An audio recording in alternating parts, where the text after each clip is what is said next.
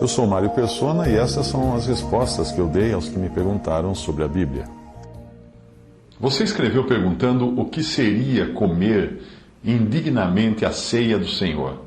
A revelação dada a Paulo de como a ceia do Senhor deveria ser celebrada não foi a mesma recebida dos outros apóstolos, quando o Senhor ainda estava vivo e sentado com eles à mesa no dia da Páscoa dos judeus. Paulo recebeu do Senhor as instruções que ensinou, que passou para os irmãos em Corinto. 1 Coríntios 11, 23 a 26, ele diz: porque eu recebi do Senhor, ou seja, não foi dos outros apóstolos, recebi do Senhor o que também vos ensinei, que o Senhor Jesus, na noite em que foi traído, tomou o pão e, tendo dado graças, o partiu e disse: tomai, comei, isto é o meu corpo, que é partido por vós. Fazei isto em memória de mim. Semelhantemente, também, depois de cear, tomou o cálice, dizendo: este cálice é o novo testamento no meu sangue. Fazei isto todas as vezes que beberdes em memória de mim. Porque todas as vezes que comerdes este pão e beberdes este cálice, anunciais a morte do Senhor até que venha. O motivo da sua dúvida, porém, é a passagem que vem a seguir, que vem depois dessa. O que seria, então, comer do pão e beber do cálice indignamente? Porque é isso que ele menciona em 1 Coríntios 11, 27 a 32. Portanto, qualquer que comer este pão ou beber o cálice do Senhor indignamente, será culpado do corpo e do sangue do Senhor. Examine-se, pois, o homem a si mesmo, e assim coma deste pão e beba deste cálice. Porque o que come e bebe indignamente, come e bebe para a sua própria condenação, não discernindo o corpo do Senhor. Por causa disto, há entre vós muitos fracos e doentes, e muitos que dormem. Porque se nós nos julgássemos a nós mesmos, não seríamos julgados. Mas quando somos julgados, somos repreendidos pelo Senhor para não sermos condenados com o mundo. Até aí a passagem de 1 Coríntios.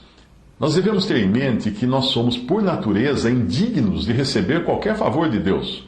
A nossa atitude deve ser a mesma daquele centurião que buscava a cura para o seu servo, mas não se considerava digno de que o Senhor Jesus ao menos entrasse em sua casa para curar o servo. Ou então a situação de João Batista, que não se considerava digno nem de desatar as correias das sandálias do Senhor. Ou ainda de Paulo, o apóstolo, que não se considerava digno de ser chamado apóstolo. Tal foi o sofrimento que ele havia causado nos cristãos.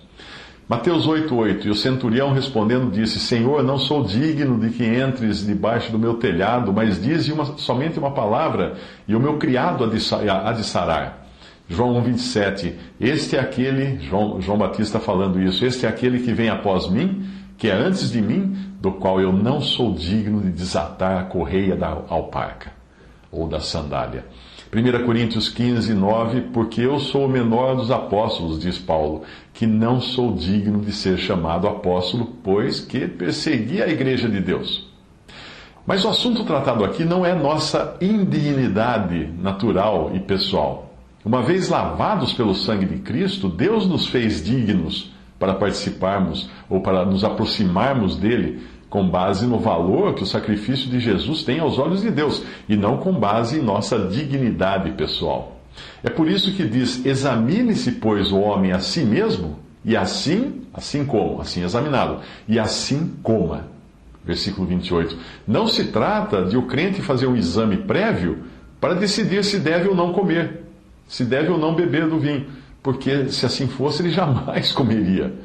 Mas sim, ele faz o exame prévio e come e bebe, nesse espírito de alguém que está examinado. E assim coma, diz a passagem.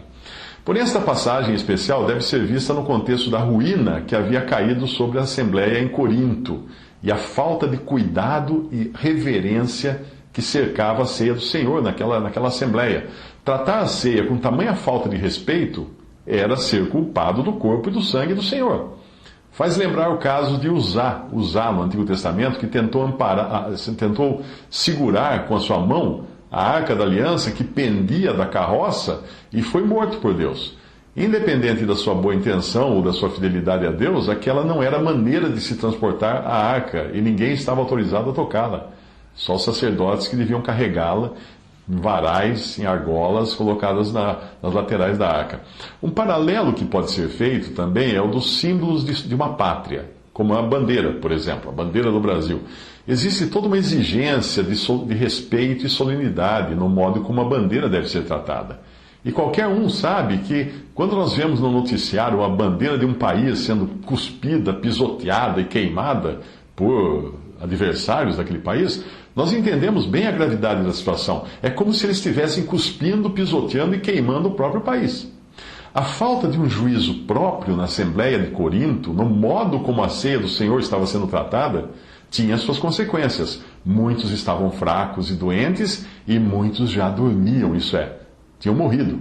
Sim, a morte é uma das maneiras como o pai disciplina seus filhos. Quando um filho seu não anda de forma a servir de testemunho neste mundo, Deus pode simplesmente chamá-lo de volta para casa, interrompendo a sua vida aqui. É isto que a Bíblia chama de pecado para a morte. O crente é salvo, mesmo assim, mas a sua vida foi perdida. Deus permite que ele morra, porque ele não serve como testemunha. Se ele estava pronto para ir para o céu, graças ao sacrifício de Cristo, ele não estava ainda preparado para viver na terra como um testemunho para ele. Por isso, trocava os pés pelas mãos aqui. Mais uma vez, o ato impensado de usar me vem à mente.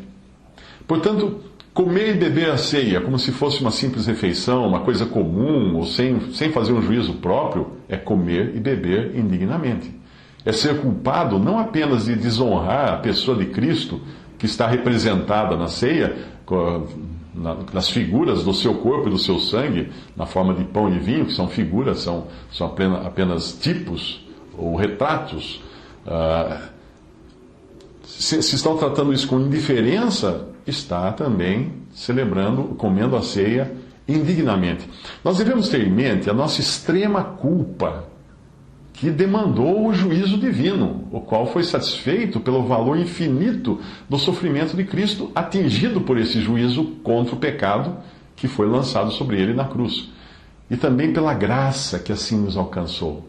Para o cristão, não deveria existir um momento mais importante e solene na sua vida, na sua semana, do que este em que ele recorda, a pedido do Senhor, a causa primeira da sua salvação eterna. A morte de Cristo na cruz, seu corpo morto, seu sangue derramado. É sempre bom lembrar que na ceia do Senhor nós não temos a coisa em si, isto é, aquilo não é uma repetição do sacrifício de Cristo. E aquele pão e aquele vinho não passam por um suposto processo de transubstanciação para se transformarem realmente em corpo e sangue de Cristo. Não, isso seria idolatria, isso seria alquimia. Pensar assim seria negar a singularidade do sacrifício de Cristo, que foi feito uma vez só. O corpo dele ficou morto uma vez, o sangue foi derramado uma vez, não toda vez que celebra-se a ceia. Foi feito uma vez para a remissão dos pecados. E fazer isso também, pensar que aquele pão se transforma em carne, o vinho se transforma em sangue, é criar objetos de culto. O pão carne e o vinho sangue, negando a eficácia da ressurreição de Cristo, cujo corpo agora está glorificado e jamais poderia voltar ao estado de morto em que estava na cruz. O pão e o vinho são símbolos, mas não meros símbolos, porque eles representam algo precioso ao coração de qualquer crente. Eu tenho em casa fotos de meus pais, pelos quais eu tive sempre grande amor e consideração. Eles não estão mais aqui, não estão mais comigo, mas as suas fotos estão. Para qualquer estranho, aquilo não passa de um pedaço de papel impregnado de substâncias químicas que perpetuaram as nuances de luz e sombra. Essa é a descrição de uma fotografia. Mas para quem é da família, aquilo é muito mais do que um papel, pelo significado que traz. Assim são os símbolos, o pão e o vinho. Vistos pelos que creem no momento da celebração do seio do Senhor, eles são importantíssimos, porque eles são um retrato do corpo de Cristo morto na cruz, do seu sangue derramado. Também é bom ter em mente que a ceia não é um meio de fortificação da fé, de recebimento de bênção ou fonte de cura.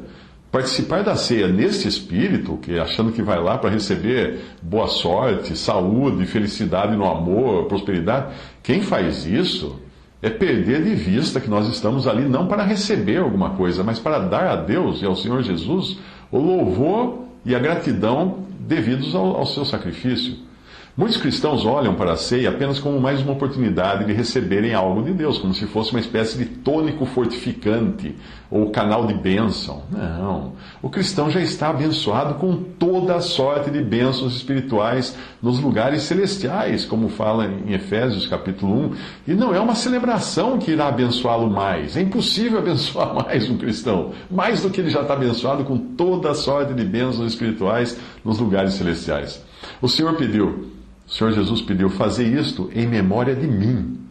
Ele não disse fazer isto em memória de vocês. Ele não disse fazer isso para a bênção de vocês. Ele não disse fazer isso para vocês terem sorte no amor, prosperidade no emprego ou qualquer... Não. Para curar doenças. Não. Participar da ceia pensando, o que eu vou ganhar com isso? É uma atitude egoísta e mesquinha. E está muito longe da atitude de reverência e dignidade que o Senhor espera de nós.